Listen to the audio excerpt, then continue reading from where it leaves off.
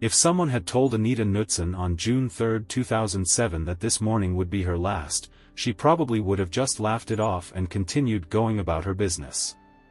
Work, friends, life, it all seemed so normal and unshakable. But someone had already decided otherwise. Someone entered her room, casting aside all doubts and fears, and carried out their plan quickly, cold-bloodedly, without any mess. The killer didn't break in by force, he was already inside. It stunned and shocked everyone, because Anita had no enemies. But as we know, crimes don't happen without a reason. The only question is who was the most skilled at hiding the truth.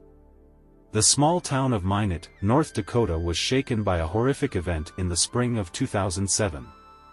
The victim was an 18-year-old student, known for her kindness and compassion.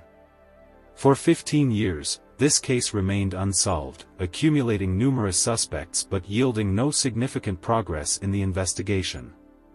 The death of Anita Knutson, who had no obvious ill-wishers, shocked her family and acquaintances. The Knutson family lived in the small village of Butte, located in McLean County. The couple raised 3 children, Daniel, Anita and Anna. It was about an hour's drive from Minot, where Anita had finished her freshman year at the local university. The girl was known for her intelligence, hard work, and sociability.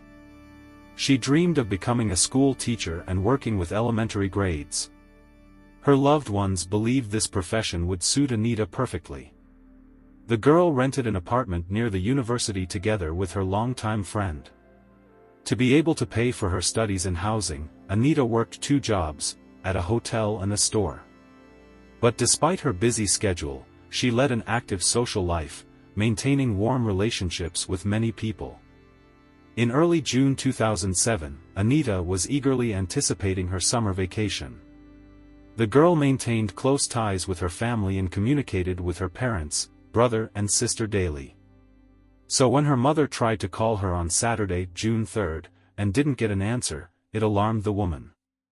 Perhaps Anita was busy at work at the hotel, but it later turned out that she hadn't shown up for her shift that day.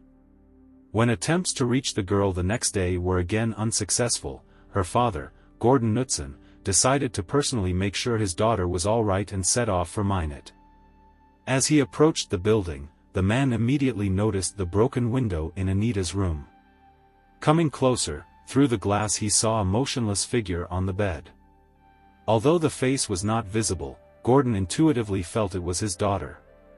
Reaching his hand through the window opening, the father touched Anita and felt the icy coldness of her skin. In a panic, he rushed to find the housing complex manager. The owner of the building, Laura Nads, opened the door. Entering the apartment, Gordon realized the terrible truth: there was nothing that could be done to help his daughter anymore. The police officers who arrived on the call determined that Anita had suffered 2 stab wounds, to the chest and right side. At the same time, there were no signs of struggle in the room. The killer acted swiftly and ruthlessly.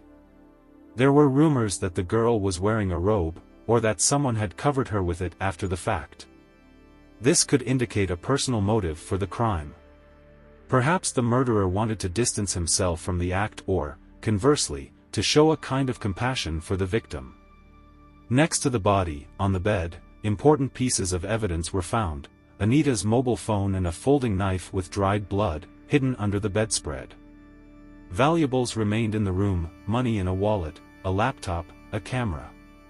Nothing was missing, so theft as a motive was immediately ruled out. An examination of the crime scene showed that the perpetrator had not entered the apartment through the broken window, although its size would have allowed an adult to climb inside. The evening before, one of the housing complex employees, Marty N., had found a damaged mosquito net outside. It had been cut with something sharp, most likely the same knife that was later found in Anita's room. The man picked up the net, intending to repair it, and didn't attach any special significance to it. That is, until the next day, when an agitated Gordon Knutson showed up. Then Marty handed the find over to the police. However, the investigators doubted the version of an intrusion from the outside. After all, inside, under the window and on the windowsill, the layer of dust remained undisturbed. No one had crawled through that opening. Moreover, traces of blood were found directly on the net, which had probably got there after the murder. And this meant one thing: the crime scene had been deliberately staged. The killer had entered the apartment not through the window, but through the door. When Gordon entered the apartment together with the manager, the front door was locked. To unlock it, a key was needed both from the outside and from the inside. It is known that only 4 people had access to this dwelling. Anita herself had 4 keys. One of them was with her neighbor Nicole, who had left town for that fatal weekend. Another key belonged to the owner of the house, Laura. And the last one was held by the housing complex employee, Marty. The investigators immediately paid close attention to his behavior. Marty claimed that when he found the damaged net, he didn't notice Anita through the window, although her body was clearly visible from the outside. In contrast, Gordon Knutson, approaching the building, immediately recognized his daughter. Initial DNA tests, conducted on items in the room, including the folding knife, yielded no useful leads. Investigators began studying the personal life of the deceased, hoping to come across some additional details. It was established that the murder occurred early Sunday morning, more than a day before the body was discovered. An analysis of Anita's cell phone showed that the girl had been texting with a friend in the early hours of June 3. At 4:43 she received a message from a young man named Michael Monahan. "I thought you would reply to my last text." Their correspondence was personal, but not flirtatious. At 4:48 Anita replied, "I didn't know what to say." The last message arrived on her phone at 4:53 in the morning. "You don't need to say anything." It remained unread. Michael made no secret that he hoped for something more than just a friendship. But according to acquaintances, their relationship never turned romantic. But Michael was not the only one who cherished hope for something more than just friendship. In Butte, Anita's hometown, lived Tyler Schmaltz, a shy young man who didn't have a wide circle of friends. According to Tyler himself, Anita had always been nice to him and was almost his only friend. They even went to prom together, although their relationship never turned into anything romantic. Despite this, Tyler did not give up hope and even moved to the same housing complex where the girl lived in order to be closer to her. The family of the deceased noticed Tyler's strange behavior after the tragedy. He often visited the crime scene, asked the police about the progress of the investigation, created and posted a 20-minute video in memory of Anita online.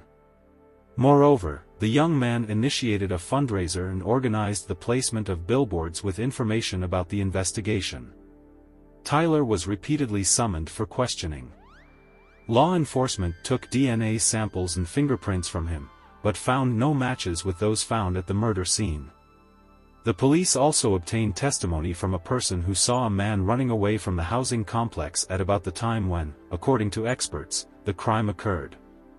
The fugitive's description was circulated, but soon one of the local residents personally contacted law enforcement and reported that every morning at this time he jogs along the specified route. So this lead was deemed false. Construction was underway near Anita's apartment, and the workers who had been there for several weeks had a good view of the housing complex. All the construction workers were DNA tested, including those who had been repairing the roof. None of them were found to be involved in the crime. Investigators continued to interview people close to the deceased, in particular her longtime friend and roommate Nicole Thomas. The girls had been friends since their school days and were once very close. Nicole claimed that sometimes they had everyday misunderstandings, but nothing serious. However, other friends of Anita's described their relationship somewhat differently. According to them, the friends often quarreled. Gordon Knutson, Anita's father, even installed an additional lock on the door to her room. Many people believed that Nicole was jealous of the attention Anita received from mutual acquaintances and potential suitors. At the same time, Anita herself was annoyed that Nicole often brought unfamiliar men to their apartment and left them there alone when she went about her business. Sometimes their conflicts turned into loud arguments. Messages from Nicole were found on Anita's phone, in which she reproached her friend for avoiding communication. Some of these text messages remained unanswered. Investigators questioned more than 40 people. DNA samples were found under the victim's fingernails, on the window, and on the knife. At the time, they yielded no matches, but were preserved for further testing. The investigation did not lead to a prime suspect, but allowed some persons involved in the case to be excluded, in particular Tyler Schmaltz. Despite his strange behavior, no direct evidence was found against the young man.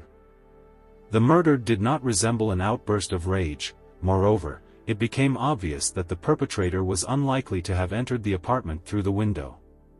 He had access to a key. Tyler, on the other hand, sincerely tried to assist the investigation and wanted to solve the crime. The young man willingly gave interviews to the police and the press, talking about his feelings for Anita and emphasizing that despite everything they remained friends.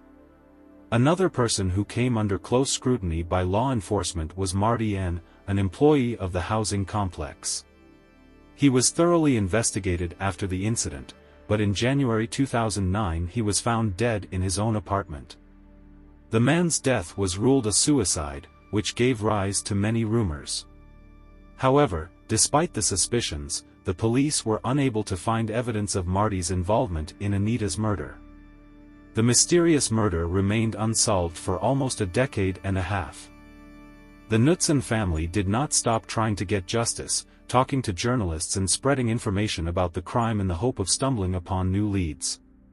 In 2013, Daniel, Anita's brother, took his own life, unable to cope with the grief of the loss.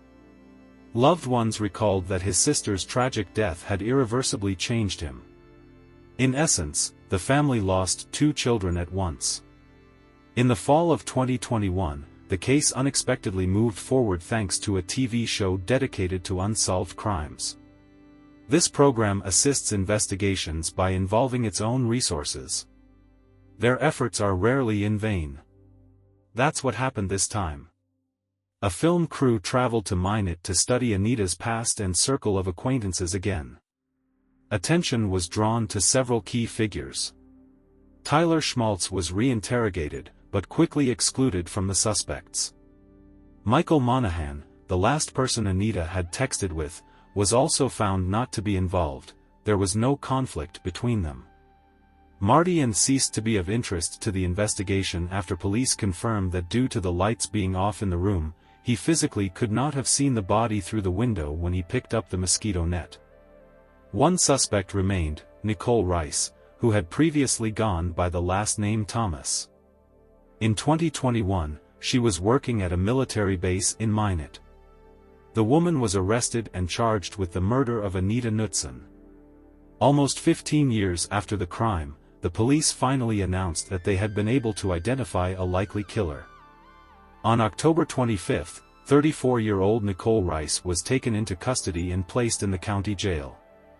Many detectives who had worked on this case had already retired, but the Minot police remembered the murder of Anita. In recent years, the investigation was headed by Carmen Asher and Michael Laudable, who continued to work on the case. With the support of the TV program, which provided resources and experts, they were able to obtain an arrest warrant for the suspect. Nicole Rice was released on $125,000 bail pending trial. Her husband expressed his support, while the accused herself insisted on her innocence and demanded that all charges be dropped. The state, in turn, provided arguments and grounds for a full trial. The case of Nicole Rice, who was accused of a particularly serious crime, was heard by the North Dakota State Court. During the court hearing, the woman was asked if she pleaded guilty, to which she replied in the negative. From the very beginning of the investigation, there was no doubt that Nicole was the only person from Anita's inner circle with whom the deceased had conflicts. The correspondence between the friends indicated a growing tension in the relationship and a mutual desire to live separately. Mutual acquaintances recalled that the girls had once been very close, but after they started sharing an apartment, their friendship cracked. Gradually, quarrels between them became more and more frequent. Even such little things as an alarm clock or an aquarium could become a reason for an argument.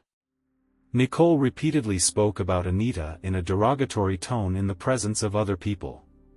For a long time, Nicole successfully avoided arrest by referring to an alibi. Her parents claimed that their daughter had spent the entire weekend, from June 2 to June 4, at their farm, which coincided with the estimated time of the crime. However, a witness was later found who had seen Nicole at a bar 45 minutes drive from Minot. According to the woman, this happened on June 2, 2007, after which she stopped by the apartment to pick up some things. During the preliminary hearing, which took place at the end of 2022, Detective Talbot presented to the court the testimony of persons who knew both Anita and Nicole well. He pointed out the contradictions in the accused statements, which became one of the reasons for revising the investigative version. Her claims were inconsistent with each other. At first, Nicole insisted that she had not seen Anita during that weekend, and then admitted that she had briefly visited their shared apartment. One of the most important facts that came to light only many years later was related to Nicole's ex-boyfriend. Eyewitnesses reported that at one of the parties, while heavily intoxicated, she allegedly made a rude and sarcastic confession to committing the murder. Back in 2008 to 2009, the police received a report that Nicole had indeed confessed to the crime at that party. However, at the time, investigators were unable to identify the informant. And only in 2022 it was revealed that it was the suspect's ex-boyfriend, who confirmed his previous testimony. He also told law enforcement that Nicole had personally confessed to him. However, later, when sober, she recanted her words. The investigation suggested that Nicole's motive could have been a desire to move out of the apartment she shared with Anita. In addition, she had the opportunity to stage the crime scene. One of the key pieces of evidence was a DNA sample found on the folding knife. Its quantity was too small for a search in law enforcement databases, but quite sufficient for comparative analysis. Tests were conducted with the biological material of several suspects, and only Nicole could not be unequivocally excluded. All the men whose samples were sent for examination were cleared of suspicion. The woman, on the other hand, remained the only person involved whose involvement could not be disproved at that time. The judge ruled that the evidence collected was sufficient to bring formal charges. Although no new facts emerged after the arrest, a thorough analysis of the materials already in the case gave the prosecution grounds to initiate a full trial. The process is expected to take place in mid or late 2023. Nicole's defense attorney, Philip Baker, will likely try to shift attention to another potential suspect, Devon Hall. This man was detained shortly after Anita Knutson's murder for attempting to break into other people's homes with a weapon. The defense argued that the witness who saw the unknown man fleeing the crime scene described an appearance very similar to David Hall's. Moreover, the case file included reports from former investigators and even FBI analysts who suggested that it was Hall who could have broken into the student's apartment and killed her. However, the investigation excluded Devon Hall from the list of suspects after obtaining footage from a surveillance camera at the train station. The video clearly recorded that he arrived in Minot only on the evening of June 3, that is, after the estimated time of the crime. Thus, if we assume that the mysterious fugitive was him, then the murder must have occurred much later than the prosecution claimed. And this, in turn, contradicted the prosecutor's version, according to which Anita died early in the morning on June 3, shortly after her last messages in the messenger. Nicole's defense will most likely try to cast doubt on the time frame of the incident established by the investigation and insist that the murder could have occurred later, after Hall's arrival in the city. The prosecution, however, continues to maintain that all the evidence points unequivocally to Nicole Rice as the main and only suspect. Despite this, there are still many details in the case that Rice's lawyers can use in favor of alternative versions and suspects. As of now, the exact date of the trial has not yet been set. But if Nicole is found guilty, she faces life imprisonment without the possibility of parole. Thank you for watching this story. Write your thoughts about it in the comments. Don't miss the future videos, subscribe and like the channel. Take care of yourself and people you love.